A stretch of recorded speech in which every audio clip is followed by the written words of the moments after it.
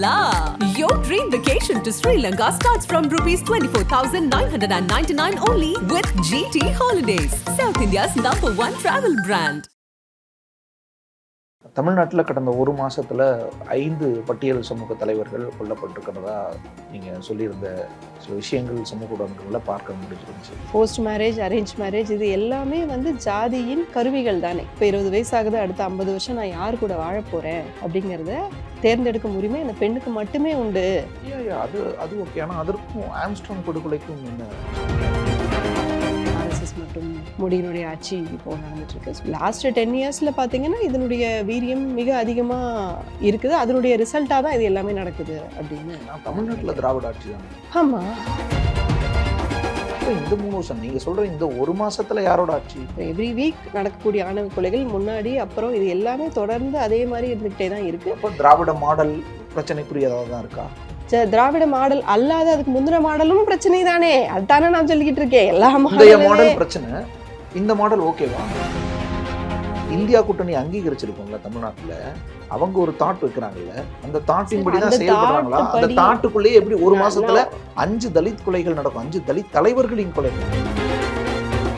தலித் தலைவர்களுக்கான பாதுகாப்பு இன்க்ரீஸ் பண்ணணும், ஆணவ கொலை தடுப்பு சட்டம் இயற்றணும். இதுதான் நம்மளுடைய கோரிக்கையா இருக்கு. யார் இதை இவ்வளவு நாள் செய்யல, யார் இப்பயாவது செய்யணும்? தலித் தலைவர்களுக்கு பாதுகாப்பு கொடுக்கணும்ன்றீங்க. அப்ப தலித் தலைவர்கள் பாதுகாப்பு இல்லாத நிலைமையில இருக்காங்களா தமிழ்நாட்டுல? அதுதான், அதனால தானே நான் சொல்லியிருக்கிறேன். எடப்பாடி பழனிசாமி சொல்றது நியாயமாகுது இல்ல? அவர் முதல்ல 13 பேர் சுட்டு கொண்டதுக்கு டிவியில பார்த்துக்கிட்டு தான் தெரிஞ்சுக்கிட்டேன்னு சொன்னார் இல்லையா? அதனால அவருக்கெல்லாம் பேசுறதுக்கு என்ன தகுதி இருக்கு? நீங்க என்ன பண்ண போறீங்க? காங்கிரஸோ அல்லது கூட்டணி கட்சிகளோ என்ன செய்ய போறீங்க?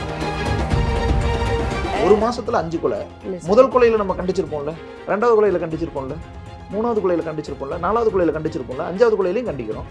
அடுத்து மறுபடியும் இன்னொரு தடவை கண்டிப்போம். இல்ல இது ஸ்டெர்லைட் கொலையில இருந்து கண்டிச்சுக்கிட்டே தானே சார் இருக்கும். எஸ், அவங்களாவது ஆளும் அரசுக்கு நீங்க எதிரா இருந்தீங்க, எதிர்கூட்டணி. நீங்க இப்போ இது என்ன சொல்றது, இந்த படுகொலை செய்யப்பட்டவர்கள் பக்கம் நிக்கிறோம். யாரை எதிர்க்கிறோம்னா இல்ல, நாங்க நிக்கிறோம், நாங்க இதை கண்டிக்கிறோம், நாங்க நிக்கிறோம், அடுத்து நிக்கிறோம்ல, அவ்வளவுதானா?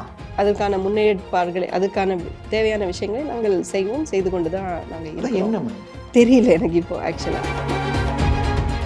தமிழ்நாட்டில் கடந்த ஒரு மாசத்துல 5 பட்டியல் சமூக தலைவர்கள் கொல்லப்பட்டிருக்கிறதா நீங்க சொல்லியிருந்த சில விஷயங்கள் சமூக ஊடகங்களில் பார்க்க முடிஞ்சிருந்துச்சு. பட்டியல் சமூக தலைவர்கள் அடுத்தடுத்து கொல்லப்படுறாங்களோ, அதுவும் இப்போ அதிகமான தலைவர்கள் கொல்லப்படுறாங்களோ, அதற்கு என்ன காரணம்னு நினைக்கிறீங்க? ஏன் அப்படி ஒரு விஷயத்தை காயின் பண்றீங்க? காயின் பண்ணல, ஃபேக்ட் தான் சொல்கிறோம். ஸோ நீங்களும் பார்க்குறீங்க இல்லையா? ஸோ ஜென்ரலாகவே ஒரு தலைவர்கள் கொல்லப்படுறது அப்படிங்கிறது அவ்வளோ லேசாக எடுத்துக்க முடியாது. ஸோ அதில் அதிகமாக பட்டியல் சமூகத்தை சேர்ந்த தலைவர்கள் கொல்லப்படுறது ரொம்ப ஒரீசமாக இருக்குது, கவலைக்கிடமாக இருக்குது அப்படின்னு சொல்லிடுறேன். ஏன் காயின் பண்ணுறீங்கன்னு கேட்டதுன்னா, அப்போது பட்டியல் சமூகத்தவருக்கு எதிரான நடவடிக்கைகள் தமிழ்நாட்டில் நடந்துட்டு இருக்கு, அப்படிதானே புரிஞ்சுக்க முடியும்? அடுத்தடுத்து 5 இந்தியா முழுக்கவே அப்படித்தானே இருக்கு. இந்தியா முழுக்கவே சாதி அப்படிங்கிறது ஒரு மிகப்பெரிய மனநோயாக இந்தியா முழுக்க இருக்க தான் செய்யுது. ஸோ அதில் தமிழ்நாடும் விதிவிலக்கு இல்லாமல் அந்த மாதிரி நடந்துட்டு தான் இருக்குது. ஸோ இதில் ஆணவ கொலைகள் ஒரு மிக முக்கியமான ஒரு விஷயம். ஸோ அந்த ஆணவ கொலைகள் தொடர்ந்து நடந்துகிட்டே இருக்குது. ஃபார் எக்ஸாம்பிள், இதுக்கு முன்னாடி ஏடிஎம்கே பீரியடில் ஒரு 5 இயர்ஸில் எவிடன்ஸ் கதிர் அவர்கள் ஆவணப்படுத்தியிருக்காங்க. ஒரு ஸ்டடி பண்ணி இந்த இடத்துல இவங்க கொல்லப்பட்டிருக்காங்க, இவங்களால் கொல்லப்பட்டிருக்காங்க, சொந்த அம்மா அப்பாவால், அது மாதிரி அவங்க ஆவணப்படுத்தப்பட்டது மட்டுமே 300 கொலைகள். ஸோ ஒரு 5 வருஷத்தில் 300 கொலைகள், ஆணவ கொலைகள் நடக்கிறது அப்படின்னு சொல்லிட்டு, அது பார்த்திங்கன்னா ஒரு என்ன ஆகுது, வாரத்துக்கு ஒரு கொலை அப்படிங்கிற மாதிரி வருது இல்லையா? ஸோ அதுபோல் தொடர்ந்து தமிழ்நாட்டில் நடந்துக்கிட்டே இருக்குது. எவிடன்ஸ் அமைப்பு மட்டுமே கிட்டத்தட்ட 25-30 வருஷமாக இந்த சாதிய படுகொலைகளில் அவங்க வேலை செய்துட்ருக்காங்க. அதுக்காக அவங்களுக்கு இன்டர்நேஷ்னல் அவார்ட் கூட கொடுத்தாங்க சம் 2 இயர்ஸ் ago. ஸோ அந்த மாதிரி நம்ம ஒரு சமூகமாக மிக மோசமான ஒரு சாதிய மனநிலையோடு நம்ம இருக்கிறோம். அதுக்கு மிக முக்கியமான ஒரு காரணம் பெண் அடிமைத்தனம். உலகத்தில் இல்லாத அளவுக்கு இங்கே மிக அதிகமான பெண் அடிமைத்தனம் இருக்குது. ஏன்னா ஒரு தலைமுறையில் இருக்கிற சாதியை அடுத்த தலைமுறைக்கு நீங்கள் அந்த பெண்ணின் காதலை கட்டுப்படுத்தாமல் கொண்டே போக முடியாது. ஒரு தலைமுறையில் பெண்களை நீ ஆசைப்பட்டவங்களை கல்யாணம் பண்ணிக்கோமான்னு நீங்கள் சொல்லிட்டீங்கன்னா ஒரே ஒரு தலைமுறையில் அடுத்த தலைமுறையில் யார் என்ன ஜாதின்னே தெரியாது. உண்மையா இல்லையா? ஸோ ஜாதி வந்து அடுத்த தலைமுறைக்கு கடத்துறதுக்கு மிக முக்கியமானது பெண்ணடிமைத்தனம். ஸோ ஒரு பெண்ணின் காதலை ஒரு ஆணின் காதலை இயற்கையாக வந்து இயற்கை எப்படி இருக்குது? சாப்பாடு, தூக்கம், காதல், குழந்தை வளர்ப்பு, இப்படி தான் இயற்கை இருக்குது. ஸோ இதில் நீங்கள் தூக்கத்தை கண்ட்ரோல் பண்ண முடியுமா? சாப்பாட்டை கண்ட்ரோல் பண்ண முடியுமா? இயற்கைக்கு விரோதமாக போகும் இல்லையா? எல்லாமே தப்பு தப்பாக போயிடும் இல்லையா? அதே போல் காதலை கட்டுப்படுத்தும் போதும் எல்லாமே தப்பு தப்பாக போகுது. அதில் ஒரு ஆஸ்பெக்ட் வந்து வயலன்ஸ். ஸோ இவங்க வந்து ஆணவ கொலைகள் அப்படின்னு சொல்லிட்டு நம்ம அங்கங்கே ஆணவ கொலைகள் அப்படின்னு சொல்லிட்டு நம்ம வந்து பார்க்குறோம். ஆணவ கொலைகளுக்கு முந்தின ஸ்டெப்பு ஆணவ அட்டெம்ப்ட் டு மர்டர்ஸ் இருக்கும். கொலையில் தப்பிச்சிருப்பாங்க, வன்முறை செய்யப்படுவாங்க, கையை வெட்டி போடுறது, அந்த மாதிரி ஊனம் பண்ணுறது, இந்த மாதிரி விஷயங்கள்லாம் கூட கோவை பெல்ட் அந்த இடத்துல நீங்கள் கிராமங்களில் போய் கேட்டிங்கன்னா இருக்கும்.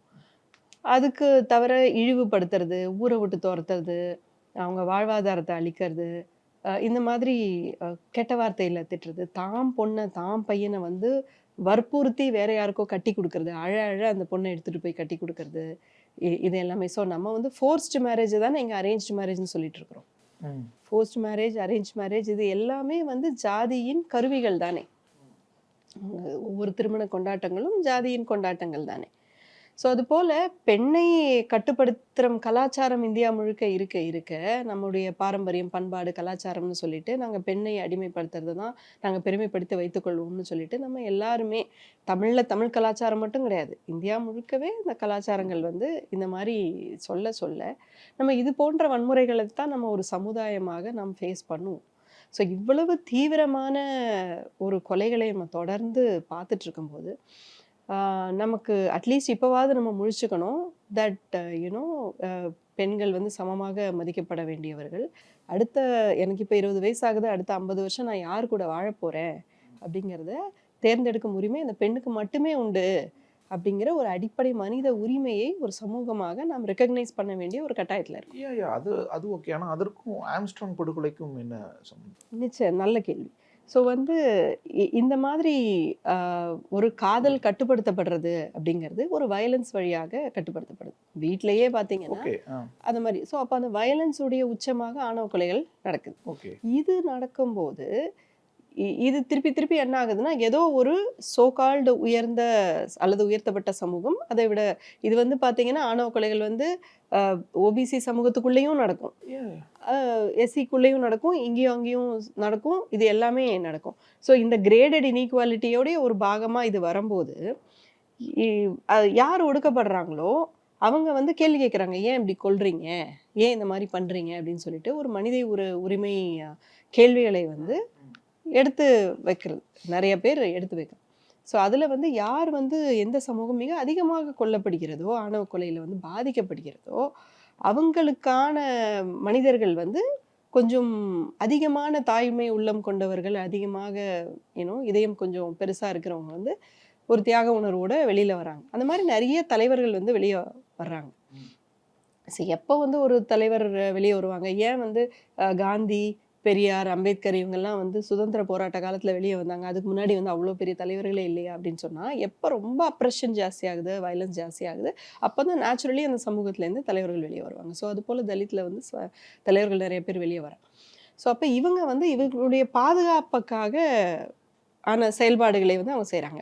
நிறைய பேர் இவங்களே வந்து காதல் திருமணங்களை செய்து வைக்கிறது, அவங்களை வந்து ஆணவ கொலையிலிருந்து பாதுகாக்கிறது, இது போன்ற செயல்பாடுகளை நிறைய பேர் வந்து ஈடுபடுறாங்க. ஸோ அப்போது ஒரு ஸ்டேஜில் வந்து இந்த மாதிரி ஆர்கனைஸ்டாக அவங்க க்ரைம் பண்ணும்போது, ஆர்கனைஸ்டாக வந்து இவங்க அந்த சைடு பார்த்திங்கன்னா சாதிய சமூகமாக, சாதிய சங்கங்களாக, எஸ்பெஷலி இப்போது மோடியுடைய ஆட்சியில் இந்த லாஸ்ட் 10 இயர்ஸ் வந்து சாதி சங்கங்களுடைய ஃபோர்ஸ் வந்து அதிகமாக இருக்குது. எப்போவுமே அது இருந்தால் கூட அதனுடைய ஆர்கனைசிங் எபிலிட்டி அது எல்லாமே கொஞ்சம் அதிகமாக ஆயிருக்கிறத நம்மளே பார்க்க முடியுது.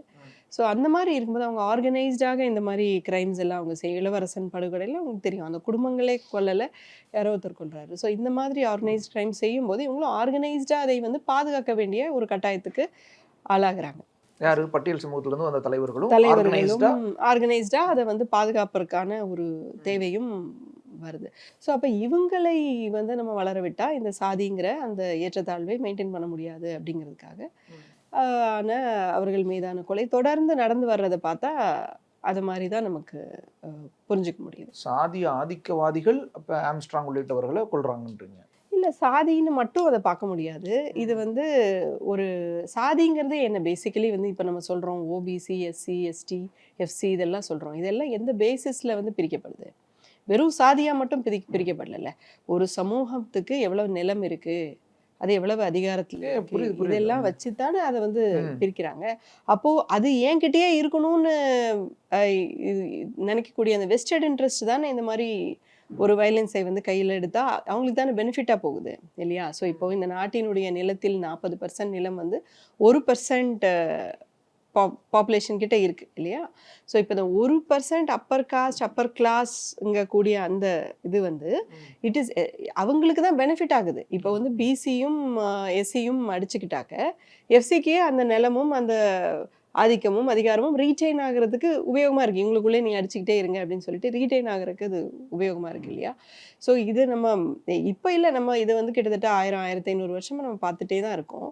இந்த ஃபாசிசத்தின் கருவிகளான ஜாதி, மதம், ஆணாதிக்கம் இது எல்லாமே வந்து தொடர்ந்து வந்து ஃபங்க்ஷன் ஆகிட்டே இருக்கு. இப்போ வந்து நம்ம சொல்லக்கூடிய இந்த ஜாதி கொலைகள் இப்போ நடக்கல, 1000 வருஷமாக நடந்துட்டு தான் இருக்கு.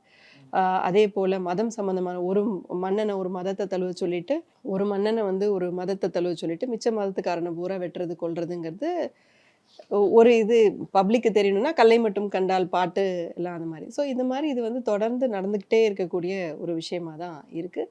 அது இப்போது கொஞ்சம் காங்கிரஸ் கவர்மெண்ட்டில் ஓரளவுக்கு கொஞ்சம் பரவாயில்லாமல் இருந்துச்சு. 120 இயர்ஸ் பிகாஸ் ஆஃப் அந்த இந்தியன் நேஷனல் மூமெண்ட்டில் ஒரு சமத்துவம் நோக்கிய ஒரு இது இருந்தபோது முதல் முறையாக பார்த்தீங்கன்னா ஒரு எப்போதுமே வந்து யார் கடவுளின் பிரதிநிதி அப்படின்னு சொல்லி தன்னை பிரகடனப்படுத்திக்கிறாங்களோ அவங்க தான் வந்து கான்ஸ்டிடியூஷனே எழுதிட்டு இருந்தாங்க. இவ்வளோ ஒரு 1000-1500 வருஷமா. அப்போது ஃபர்ஸ்ட் டைம் வந்து இந்த ஒரு மக்கள் எழுச்சியில் எல்லா மக்களும் ஒன்று சேர்ந்து நம்ம வந்து ஒரு சுதந்திர போராட்டம்னு இருக்கிற அந்த சமயத்தில் தான் முதன்முறையாக ஒடுக்கப்பட்ட சமூகத்திலிருந்து ஒருவர் வந்து அந்த அரசியலமைப்பு சட்டத்தை எழுதக்கூடிய அந்த தருணம் வருது. அந்த அற்புதமான தருணம் வந்து அந்த மாதிரி மக்கள் ஒன்று சேர்ந்து எழுந்து வருது. ஒவ்வொரு பீரியட் ஆஃப் டைம் அது திரும்ப திரும்ப பார்த்தீங்கன்னா அது பேக் டு ஸ்கொயர் ஒன் மாதிரி அது திரும்பவும் வந்து ஜாதி, மதம், ஆணாதிக்கத்தின் கையில் திரும்ப போகுது. ஸோ அதனுடைய ஒரு மிகச்சிறந்த ஒரு எக்ஸாம்பிளாக தான் ஆர்எஸ்எஸ் மற்றும் மோடியினுடைய ஆட்சி இப்போது நடந்துட்டுருக்கு. ஸோ லாஸ்ட்டு 10 இயர்ஸில் பார்த்தீங்கன்னா இதனுடைய வீரியம் மிக அதிகமாக இருக்குது. அதனுடைய ரிசல்ட்டாக தான் இது எல்லாமே நடக்குது அப்படின்னு. தமிழ்நாட்டில் திராவிட ஆட்சி தானே? ஆமாம். மோடி அதுக்கு முன்னாடி ஆர்எஸ்எஸ்னே சொல்லிட்டு இருக்கீங்க. தமிழ்நாட்டில் இந்த கொலைகள் நடக்கும்போது இங்கே யாரோட இல்லை, அதுக்கு முன்னாடி நான் இப்போ சொல்கிறேன் இல்லையா, ஏடிஎம்கேயுடைய ஆட்சி நடந்தது இல்லையா? ஸோ இது எல்லாத்துலேயுமே தான் நடந்துட்டு இருக்குன்னு சொல்கிறேன் நான். இல்லை, இப்போ இந்த 3 வருஷம் நீங்கள் சொல்கிற இந்த ஒரு மாதத்தில் யாரோட ஆட்சி? ஒரு மாதம் அதுக்கு முன்னாடி இது எல்லாமே on an average every week நடக்கக்கூடிய ஆணவ கொலைகள் குறையவே இல்லை. ஸோ எவ்ரி வீக் நடக்கக்கூடிய ஆணவ கொலைகள் முன்னாடி அப்புறம் இது எல்லாமே தொடர்ந்து அதே மாதிரி இருந்துகிட்டே தான் இருக்கு. திராவிட மாடல் பிரச்சனைக்குரியதாக தான் இருக்கா? திராவிட மாடல் அல்லாத அதுக்கு முந்தின மாடலும் பிரச்சனை தானே, அதுதானே நான் சொல்லிக்கிட்டு இருக்கேன். எல்லா மாடல் பிரச்சனை, இந்த மாடல் ஓகேவா? இல்லைங்க, நான் என்ன சொல்ல வரேன் அப்படின்னு சொன்னா, ஒரு ஜாதி நிச்சயமாக இப்போ இந்த காலகட்டத்தில் இவ்வளவு கொலைகளை தடுத்திருக்க வேண்டிய அவசியம் கண்டிப்பாக இருக்குது. அதற்காக குரல் கொண்டிருக்க வேண்டிய அவசியம் கண்டிப்பாக இருக்குது. நிச்சயமாக தடுத்திருக்கணும். அதுக்காக தான் நாங்கள் எல்லாருமே பேசிகிட்டு இருக்கோம். அதில் ஒன்றும் மாற்று கருத்தே கிடையாது. ஆனால் நீங்கள் டிஎம்கே மட்டும் தான் ப்ராப்ளம் சொல்கிறது முற்றிலும் டிஎம்கே மட்டும் தான் ப்ராப்ளம் அப்படி நீங்கள் சொல்லாத வரைக்கும் ஆர்எஸ்எஸ் மோடி மட்டும் தான் ப்ராப்ளம்ன்றீங்க.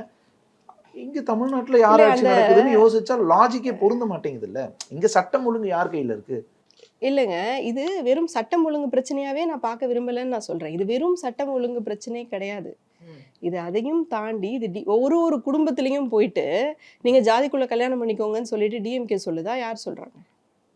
It doesn't happen that way. Okay, so these caste based இது வந்து every house it is 1000 வருஷமா இருக்குது. எஸ், அது ஓகே. 1000 வருஷமா இருந்தாலும் எவ்ரி ஹவுஸ் இன்னைக்கும் அது ரொம்ப தீவிரமா இப்போ வந்து கிராஸ் ரூட் லெவல்ல அதை ஒர்க் பண்ணி ஒரு ஒரு மூலையிலயா போய் ஒரு ஷாக்கா நடத்தி ஒரு ஒரு இடத்துலயா போய் அதை பண்ணிட்டு இருக்கிறது அப்படின்னு சொல்லிட்டு அது வந்து நேஷனல் லெவல்ல இது நடந்துட்டு இருக்கு அண்ட் வேர்ல்டு வைடே ஒரு தமிழ்நாட்டுல இந்த பக்கம் ஆப்போசிட்ல திமுக தன்னுடைய இளைஞரணி மாநாடுகள் நடத்துது, இளைஞர்கள் ஒவ்வொரு மாவட்டம் தோறும் கூப்பிட்டு சமூக நீதி நான் என்ன சொல்ல வரேன்னா இது காங்கிரஸ் இருக்கு, நீங்க ஒரு பக்கம் செய்றீங்க, திராவிடர் கழகம் இருக்கு, நிச்சயமா நான் தாபேதிக எல்லா அதாவது ஏன் வந்து ஆணவ கொலையில 3-5% மட்டும்தான் வந்து உங்களுக்கு கன்விக்ஷன் ரேட் இருக்கு.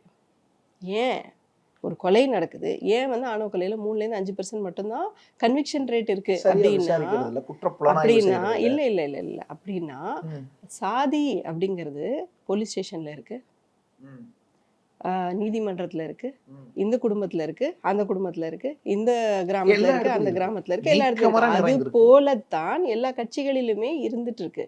அதுல ரொம்ப அதிகமா அது மட்டுமே அதை வச்சே ஒரு பிழைப்பு நடத்துறதுதான் RSS. அண்ட் நீங்க சொல்ற வாதமே தமிழ்நாட்டுல 40க்கு 40 ஜெயிச்சிட்டோம், தமிழ்நாடு இதையெல்லாம் நிராகரிக்குது, ரைட்? தமிழ்நாட்டுல அப்ப எதையோ ஒண்ணு ஏத்துக்கிட்டு இருக்கோம்ல, அது என்ன பண்ணுதுன்னு கேள்வி. தமிழ்நாடு நிராகரிக்குது அப்படின்னு சொன்னா இந்த RSS-னுடைய பிஜேபியினுடைய ஆட்சியை நிராகரிச்சிருக்கு அப்படிங்கிறது ஓகே. ஆனா ஜாதியை நிராகரிக்கல, நம்ம ஒரு தனி மனிதர்களாக இங்க நம்ம அங்கீகரிச்சிருக்கோம். இந்தியா கூட்டணி அங்கீகரிச்சிருக்கோம்ல தமிழ்நாட்டுல. அவங்க ஒரு தாட் வைக்கிறாங்கல்ல, அந்த தாட்டின் படி தான் செயல்படுறாங்களா? அந்த தாட்டுக்குள்ளேயே எப்படி ஒரு மாசத்துல 5 தலித் கொலைகள் நடக்கும், 5 தலித் தலைவர்களின் கொலைகள்? நிச்சயமாக அது பிரச்சனை தான், அதைத்தானே நான் சொல்லிட்டு இருக்கேன். அது நிச்சயமாக பிரச்சனை. அதை வந்து அதற்காக தானே நாங்க எல்லாம் குரல் கொடுக்குறோம், அதுக்காக தான் அதை நம்ம ஒர்க் பண்ண வேண்டியிருக்கு. டெஃபினெட்லி எல்லாரும் சேர்ந்து தான் தடுக்கணும், எல்லாரும் சேர்ந்து தான் குரல் கொடுக்கணும். RSS மோடி ஏதாவது பிரச்சனைனா சொல்லிடுறோம், இங்க 5 தலித் தலைவர்கள் கூட நடக்குது ஒரே மாசத்துக்குள்ள, யார் தடுக்கணும்னா எல்லாருமே. அப்ப அதுக்கு மட்டும் எல்லாருமே இல்லையா? எல்லாருமே சேர்ந்து தானங்க இப்போ எல்லா வேலையும் பண்ணிட்டு இருக்கோம். பிஜேபி RSSக்கு எதிராக இப்ப யார் வேலை செய்யறாங்க? வெறும் கட்சிகள் மட்டும் வேலை செய்யறாங்கன்னு நினைக்கிறீங்களா?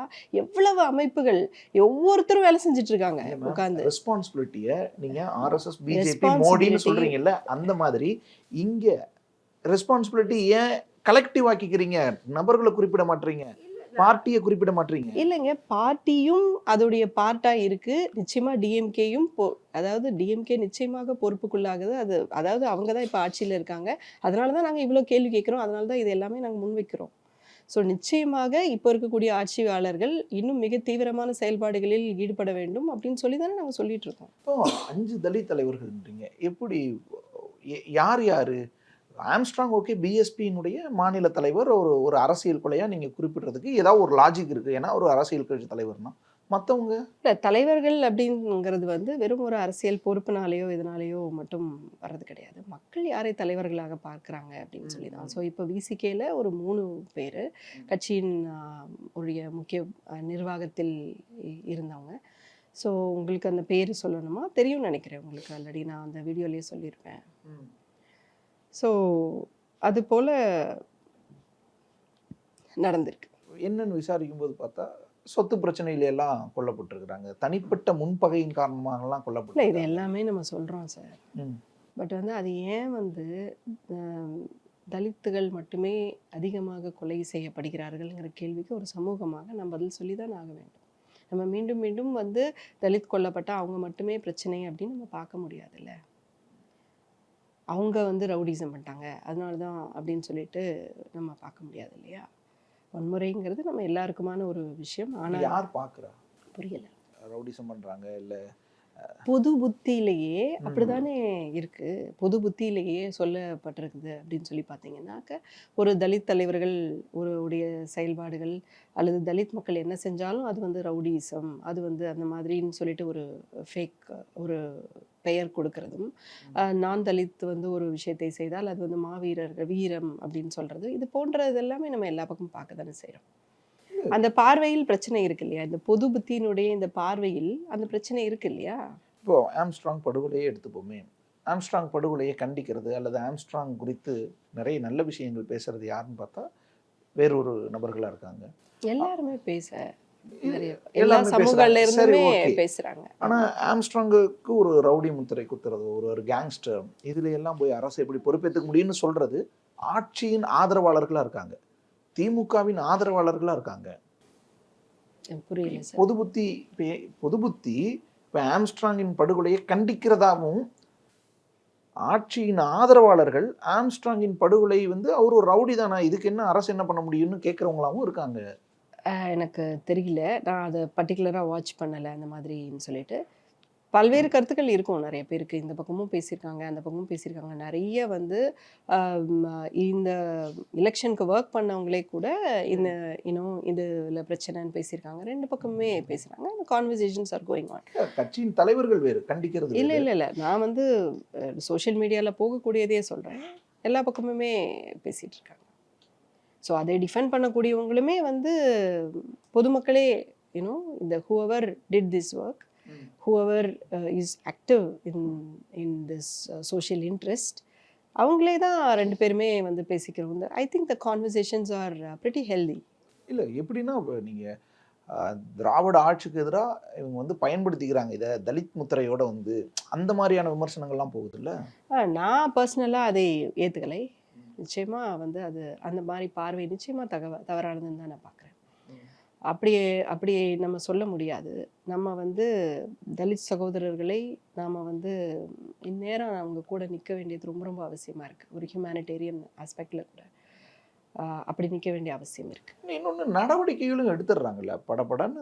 4 மணி நேரத்துக்குள்ள கொலை சம்மந்தப்பட்டவர்கள்லாம் கைதாகிருக்காங்க அப்படின்னா நடவடிக்கைகள்லாம் எடுத்துடுறாங்களே. உடனே ஏன் நீங்கள் வந்து இல்லை தலித்துகளுக்கு எதிரான படுகொலை, தலித்துகளுக்கு பாதுகாப்பு இல்லாத மாநிலமாக இருக்குன்னெல்லாம் ஏன் கொண்டு வரீங்க?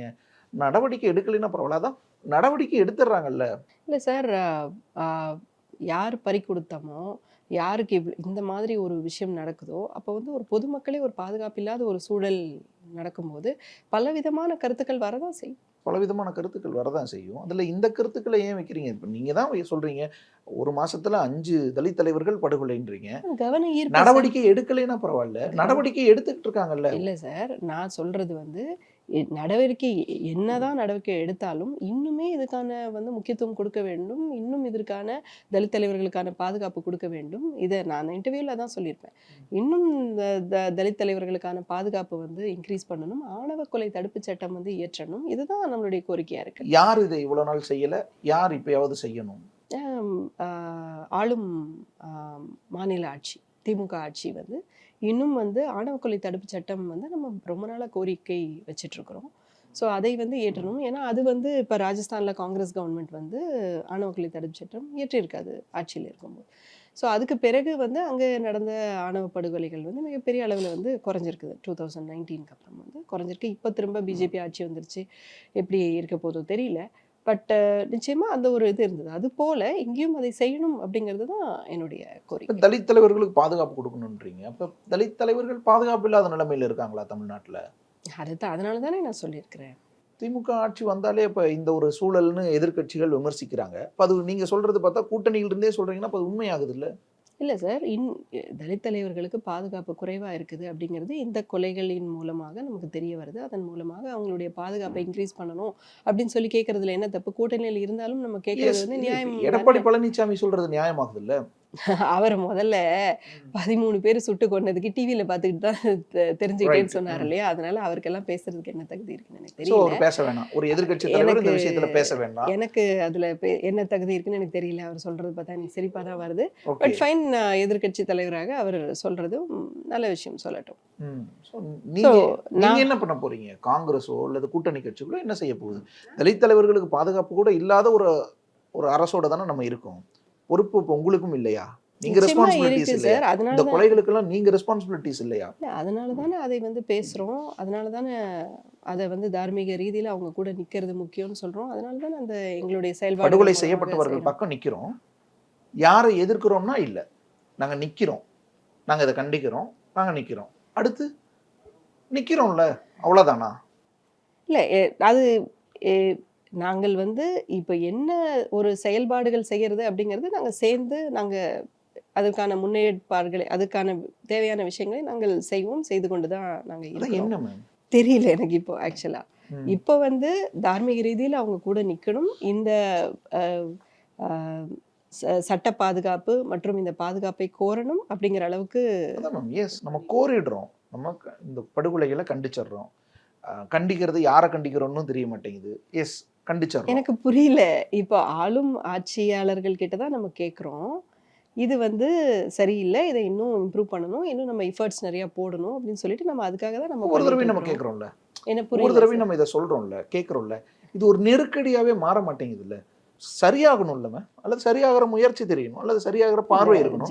நீங்க ஜாதியுடைய சொல்றது ஒரு மாசத்துல 5 கொலை. இல்ல முதல் சார். கொலையில நம்ம கண்டிச்சிருப்போம்ல, 2வது கொலையில கண்டிச்சிருப்போம்ல, 3வது கொலையில கண்டிச்சிருப்போம்ல, 4வது கொலையில கண்டிச்சிருப்போம்ல, 5வது கொலையிலையும் கண்டிக்கிறோம். ஆமா. அடுத்து மறுபடியும் இன்னொரு தடவை கண்டிப்போம். இல்ல இது அத ஸ்டெர்லைட் கொலையிலேருந்து கண்டிச்சுக்கிட்டே தானே சார் இருக்கோம். எஸ், அவங்களாவது ஆளும் அரசுக்கு நீங்க எதிரா இருந்தீங்க, இல்ல எதிர்கூட்டணி. நீங்க இது இப்போ இது என்ன சொல்றது? இந்த சாதிங்கிற பிரச்சனை அப்படிங்கிறது வந்து நம்ம தொடர்ந்து பல செயல்பாடுகள் மூலமா தான் நம்ம அந்த நெருக்கத்தை வந்து கொடுத்துக்கிட்டே இருக்கணும்.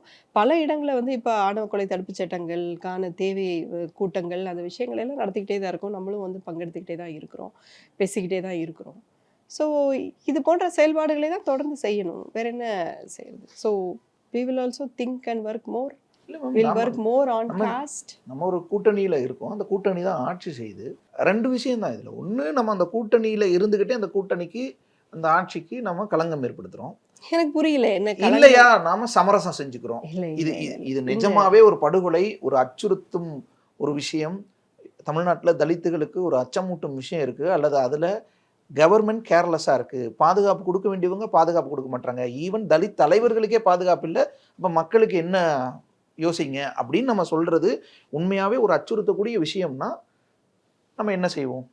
அதற்கான ப்ரெஷர் பில்ட் பண்றோம். டெஃபினட்டா நாங்க பண்ணிட்டு தான் இருக்கோம். ஆனா நம்ம அதை ஜஸ்ட் நம்ம சொல்றதோட நிறுத்திக்கிறோமா? அப்ப அந்த அச்சமூட்டும் விஷயத்துக்கு எதிராக நம்ம பெருசா எந்த ஆக்டும் பண்ணாம நம்ம கூட்டணிக்குள்ளேயே இது அச்சமூட்டும் விஷயம் தான், நானும் இதுல இந்த பக்கம் தான் நிக்கிறேன் அப்படின்னு சொல்லிட்டு ஆனா ஒரு பக்கமே நின்னுக்கிறோம்.